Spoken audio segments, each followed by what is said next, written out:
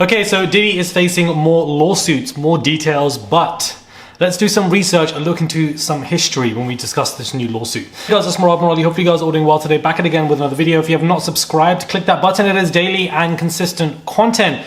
Let's get into this mess because this is what it is when it comes to Diddy. Everybody's staying on top of him and I'm glad that people are. But it looks like Diddy, guys, is facing a lawsuit that is pending his way via a man who has come forth. He was coming at him with a 10 million lawsuit.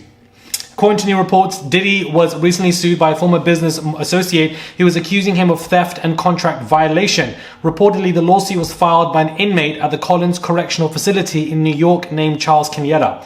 The plaintiff, also reportedly known as Charlie C, claims in the legal documents that he had a binding agreement with P. Diddy, oh wow, I don't know this, which held his trademark for the Act Bad brand. Obviously, they made merchandise with the song Act Bad with Young Miami. However, he says he never gave permission for the trademark to be capitalized on, despite Diddy doing so. Surprise, surprise. If you recall, last year, the Bad Boy founder released a single with, Young Miami and Fabulous. He then proceeded to perform the record and sell merchandise with the phrase as well. He, upon realizing the trademark was allegedly being used unlawfully, Kenyatta's suit claims that his lawyer attempted to reach out to Diddy, but, they completely ignored his claims. He is suing him for $10 million. Now, this is a very interesting lawsuit. It's nothing in relation to SA. It's all to do with, theft and violation. Now, it's just not looking good for Diddy. The fact that he's facing these lawsuits, his lawyers are working overtime. Now, this is going to be the least of his worries in regards to let's settle these SA lawsuits before anything else. But 10 million is a lot of money. Do I think that he will get 10 million? No. Do I think that Diddy's lawyers will settle with him? Perhaps, but for a far less amount. Now, but let's just talk about some history when it comes to P. Diddy being sued by his ex-employees or anybody that he's worked with or that he had a binding contract with. If we look and do some history, P. Diddy was sued for 12 million, but guys, by an ex-employee. But I don't think that she got this money. But what happened to her is very interesting. Francesca Sparrow, who claims she launched the hip-hop mogul's career, is suing him for 12 million, alleging she was sacked by his firm Bad Boy for being old and disabled after she was laid up with hip surgery. According to the 51-year-old's legal claim, Diddy was unsympathetic to her condition and tried to push her out of the company and did not care about her once she began to get old. In March 2010, she was fired and replaced by a much younger woman who lacked the skills.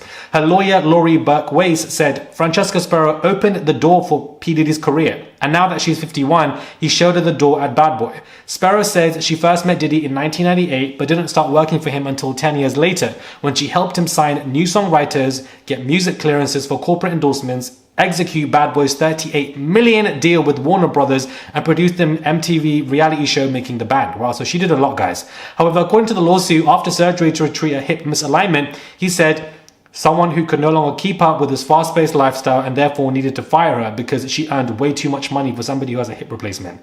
Sparrow also admitted, get this, guys, this is where it gets interesting, to checking herself into a substance abuse treatment facility after problems with prescription painkillers and alcohol. She insisted that she had been clean and sober from 1987 until 2 years ago after, being introduced to Diddy and etc. for being treated for an opiate addiction. Now, we know that Diddy has an opiate addiction. He constantly wanted to have opiates 24/7. It is interesting to me that this particular woman, who was 51 at the time, when she got fired, prior to that, she was clean and sober, but once she was introduced to Diddy, she ended up having this opiate addiction and then was fired because she just got way too old, and then he hired a much younger individual. The reason why these two lawsuits, in my opinion, corroborate is because we have ex-employees, people within the, Bad Boy Entertainment company who are now going to be coming forward with their lawsuits, and that this was still going on in 2010 when there was another old lawsuit. This is how he treated this particular woman who helped him garner a $38 million deal and decided to get somebody younger so that was easier to groom and control and etc. Hence why he was going out with Cassie from such a young age. I think that there are a lot of historical cases and claims that Diddy has faced that people have forgotten about or simply don't know, which corroborate with the current cases that he's facing today in regards to theft or violation or ex-employee cases coming forth.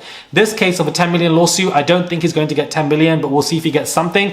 But it is interesting because why would one sell Act Bad merchandise? I'm not surprised by Diddy doing this. We all know he uses his employees, but then wants to claim excellence in his own right, which I think is an absolute audacity, laughing in people's faces.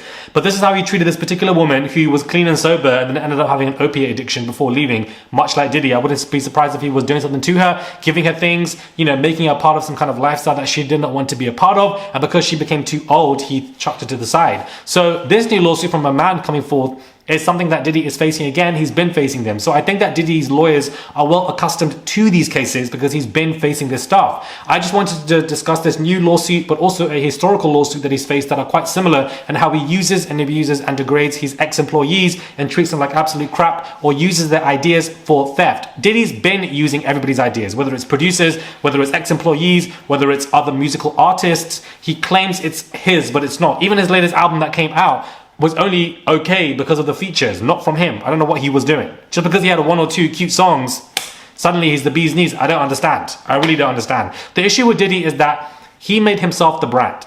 So if you are your own brand, you are a walking commodity. If you end up facing allegations of SA and etc., nobody wants to work with you, your brand is cut off, which is you. How else are you going to still make money? Because I believe he is still paying Sting like $1 million a year, I believe, and he doesn't even get any royalties, so he's also doing that as well. So it's just not looking good for Diddy. More lawsuits are coming out, and if we look at historical lawsuits, they speak volumes about what he was doing with his ex-employees, let alone SA lawsuits, let alone R-word, let alone trafficking lawsuits. It's an absolute mess. It's a shit show. Subscribe to the channel, click that button. It is daily and consistent content. I would appreciate it. Just one click to subscribe, and I'll catch you guys soon for another video.